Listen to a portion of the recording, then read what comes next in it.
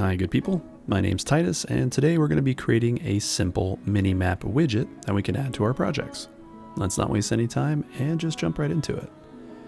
Alright, so I have the standard first-person shooter template here and we have a symmetrical map.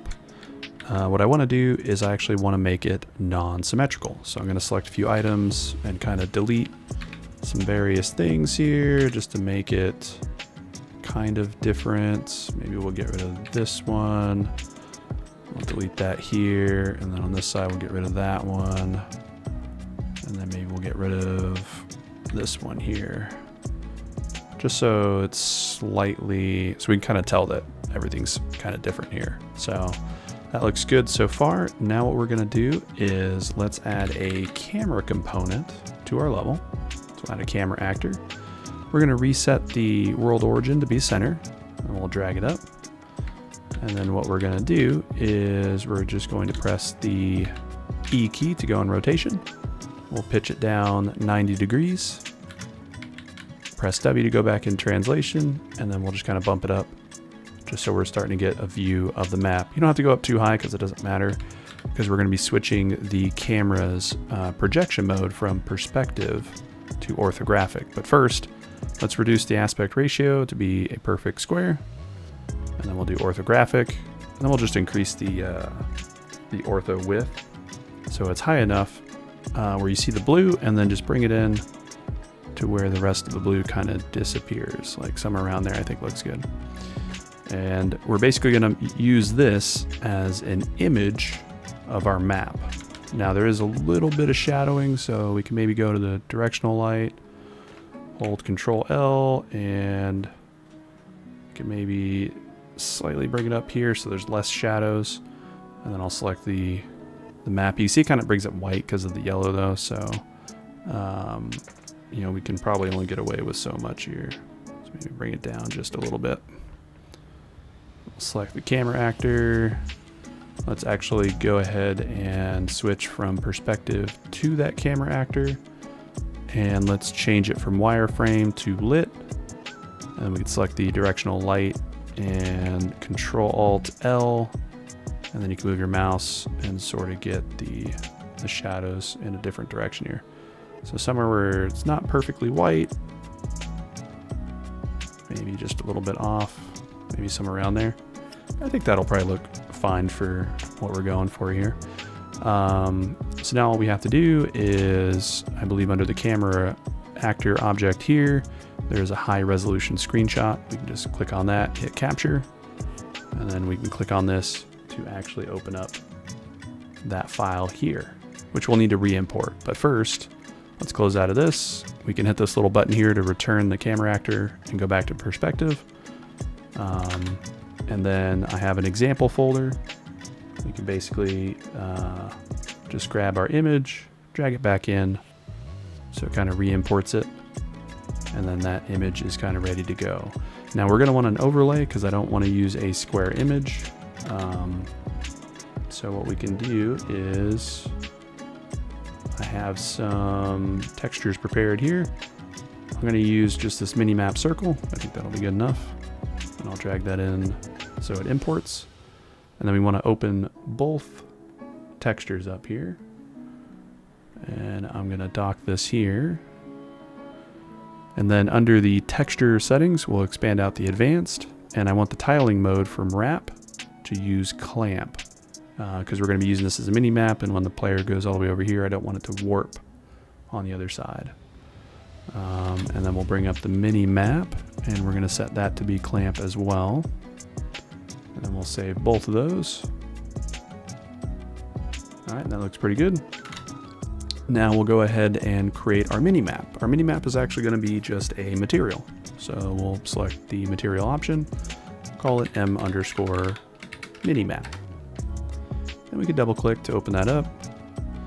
The base material is a surface domain. We're going to change that to be a UI or user interface. And then for the blend mode, we're actually going to use a masked blend mode.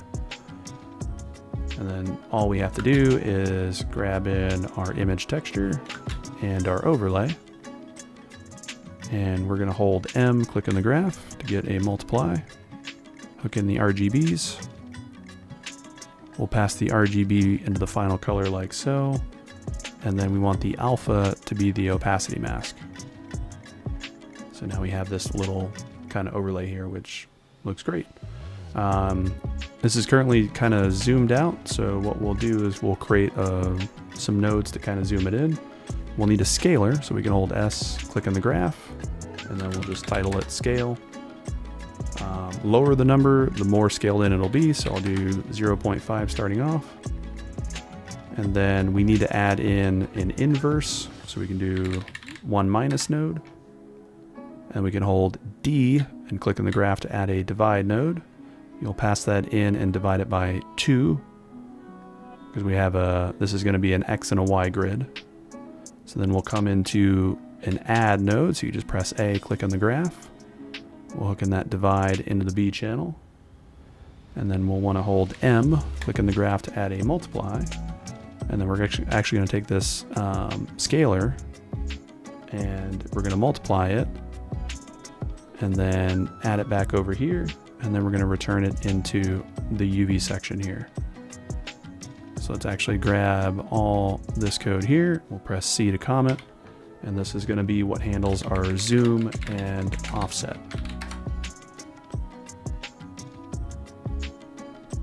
All right, but that's just kind of like one part of it. So now we need to do two other things. We need to handle rotation and translation.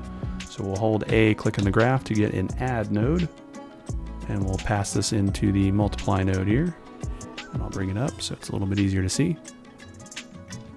So let's work on the rotation piece first. To rotate the map texture, we'll need a texture coordinate. And then we can take that into a custom rotator. I think either one will work fine, but I'm going to use the texturing one here. The coordinates go into the UVs. We need a rotation center. We can just hold the number 2, click on the graph. That'll add a constant 2 value. If you want to center any texture, usually it's just 0.5 in the X and Y. And that'll kind of basically, it goes down by half and then goes over by half, and that usually gets you center. So we'll pass that into the center piece there.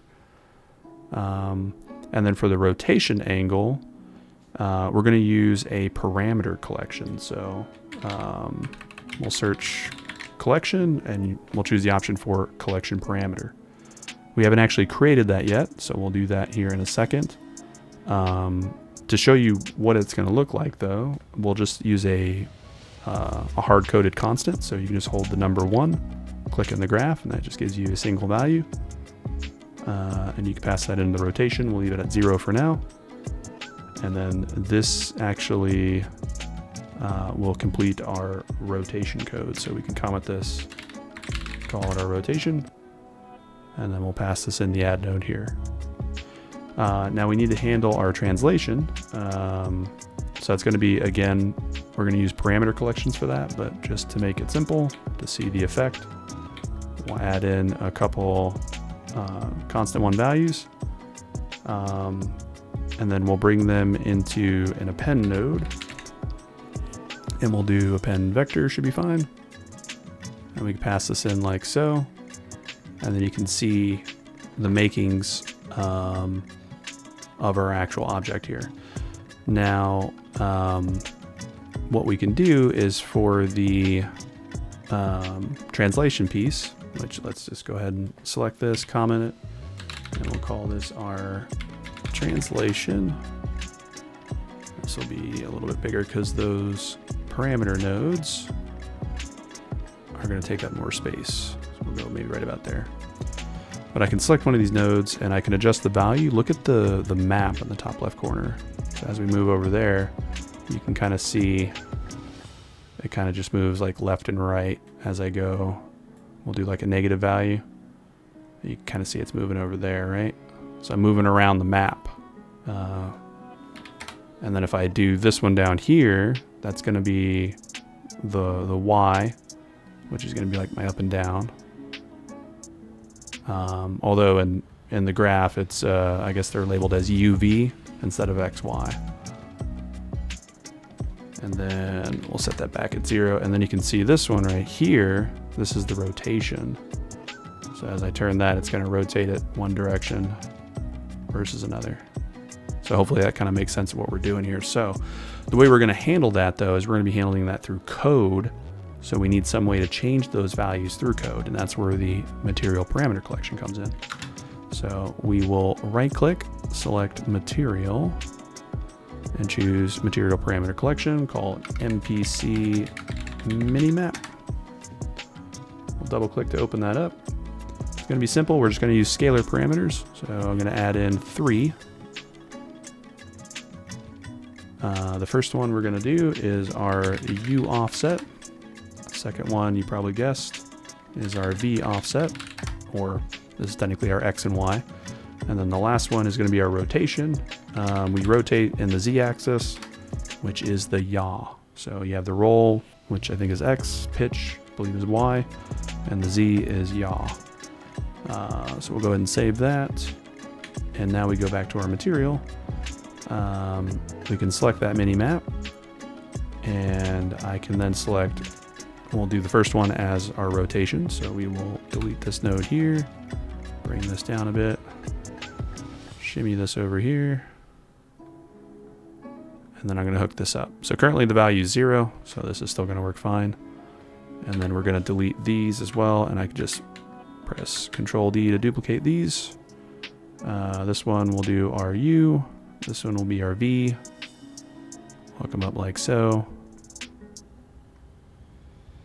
And then we'll save. And this is kind of our material in action as we see it.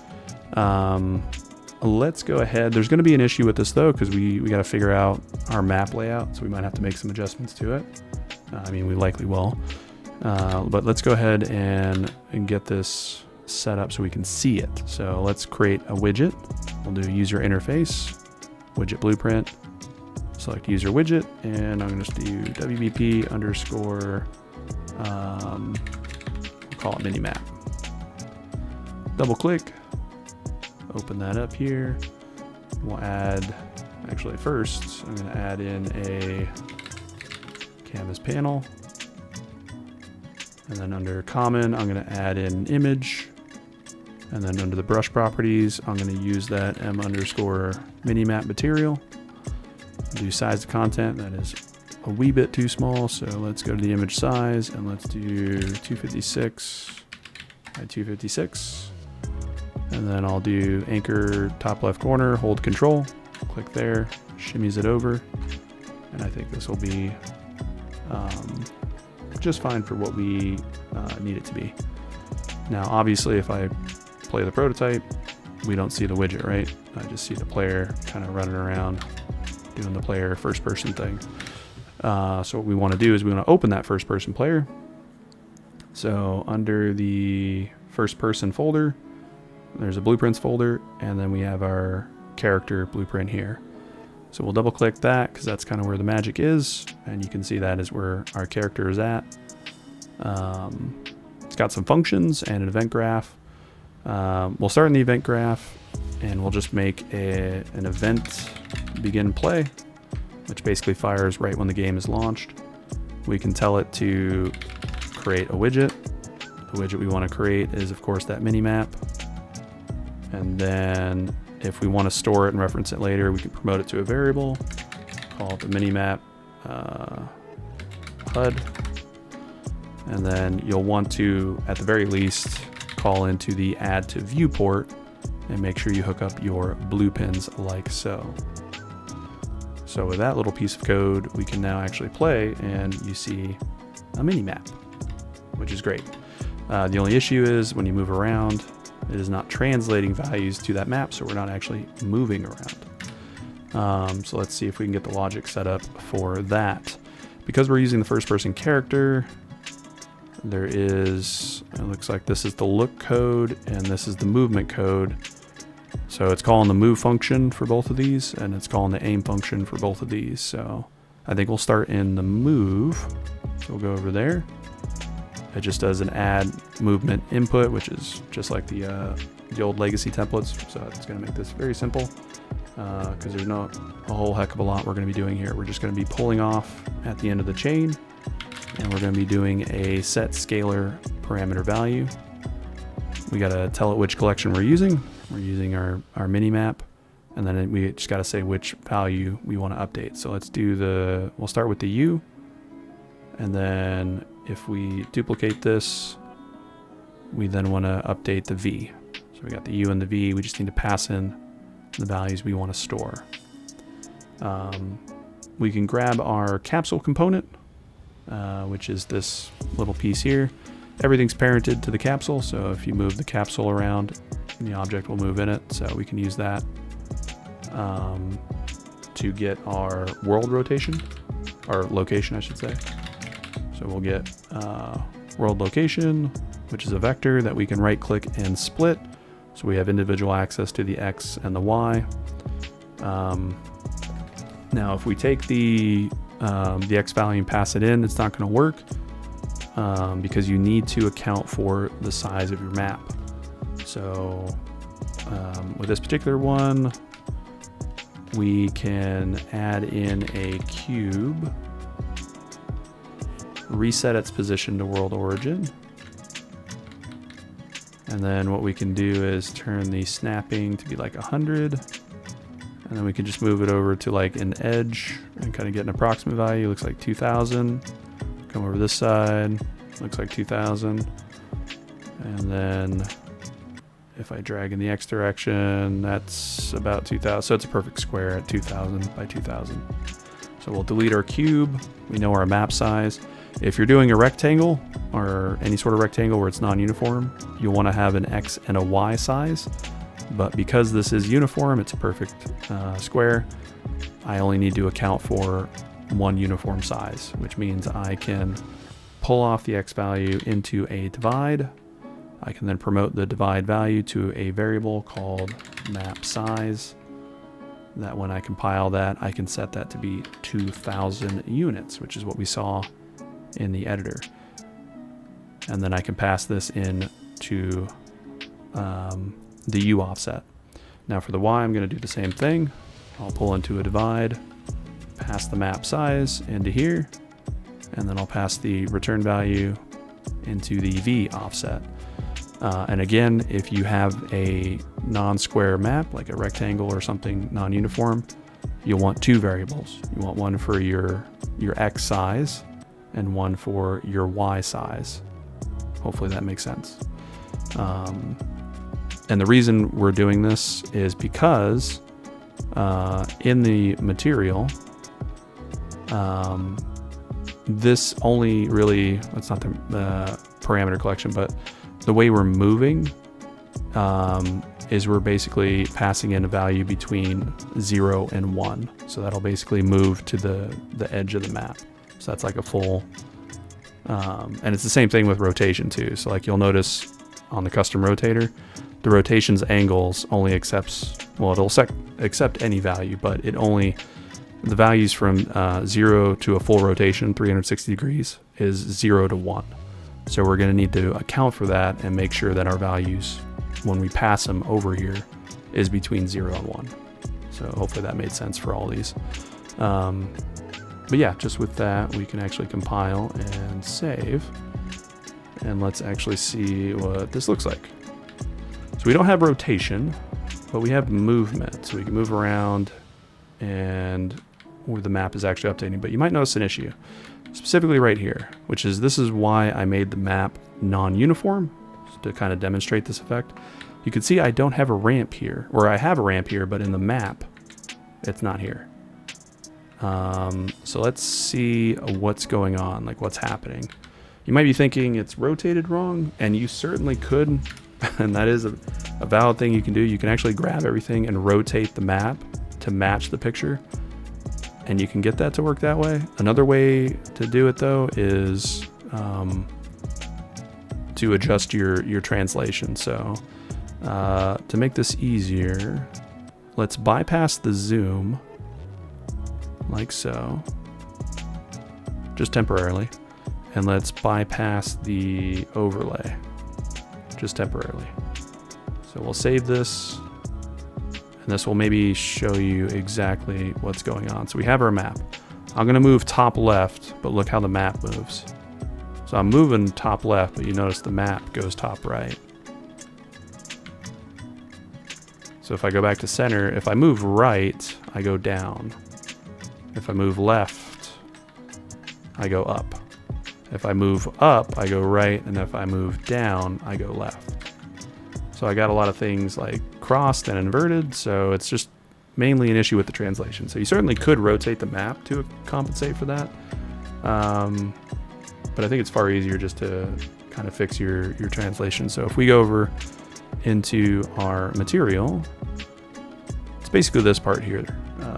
So what we could do is, I'm just going to play around because I don't remember exactly what I did, but we can come into a multiply, and we can maybe multiply this one by a -1 to invert it. Let's actually see what that looks like. I have a feeling I need to invert those as well. So now if I go right, I go down. So I still have that issue. So let's actually do this. Let's go back here and let's plug this one into the A channel, and we'll plug this one into the B channel. So we'll go over here, hit play. If I go right, I'm going right. If I hit left, I'm going left. That's working right. Now if I go up, oh yeah, that actually is working. So up goes up, and then down goes down. So I might have got lucky. So I got that on the second try. So now what we can do is we can just undo this, plug this back up here, add this RGB and this opacity back in, go back to our original map. We don't have the rotation, but we could test this out. We're moving over here. We currently have a ramp. That looks correct. We have the full circle there, or half circle, missing the ramp on this side. And then I have a missing a piece here that looks correct. Got my ramp, missing a ramp, that's correct. That's half, that's correct. So yeah, everything looks good on the map. So we're moving around, we're rotating, or we're not rotating, but we're facing the correct way. So our mini map is actually working as designed, which is great. So let's kind of finish this off and see if we can get the rotation working. We are currently in the move code under the event graph. The look code is handled in the aim function. So we can just go to the aim function, and we just need to pull off one of these and do a set scalar parameter value. And just like before, we're going to select the mini map. This time though, we're going to select the yaw value, and then to get the correct rotation, we can just simply get control rotation. We can split that, just make it simple, and we're only passing in the Z value. If I pass that in, I'm going to demonstrate the effect I was trying to talk about the last time, where we have to have a value between 0 and 1. You'll notice as I rotate, it rotates crazy, right? And that's again because all those material nodes, and a lot of the widgets, for the blueprint widgets as well, they only take in a value between 0 and 1. So you need to basically account for that. So we know a circle is 360 degrees. So if you take whatever current value you have and you divide it by the possible value, the possible max value, that'll give you your percentage or your value between 0 and 1. So we can just divide it by 360, pass that in like so. And then if we play this, you'll notice I rotate smoothly. It's correct. If I move around, I can rotate. The map rotates. That looks great. And this is very efficient. There's a lot of different ways to do mini maps. You can, of course, like attach a camera to your blueprint and point it up. But then you're rendering everything in front of the player camera as well as a secondary camera. You know, this is very cheap compared to that because it's basically a pre-rendered image that you're just moving along using the player's translation, which you're probably going to be doing for other things anyways. And it only runs in the movement code, so it only gets called when the player moves. So it's a cheaper way to do mini maps in my opinion. But all right, everyone, I think we'll cut it here. But I hope you found some informative value that you can take into your own projects. But as always, thanks for watching. Consider subscribing, and we'll see you on the next one.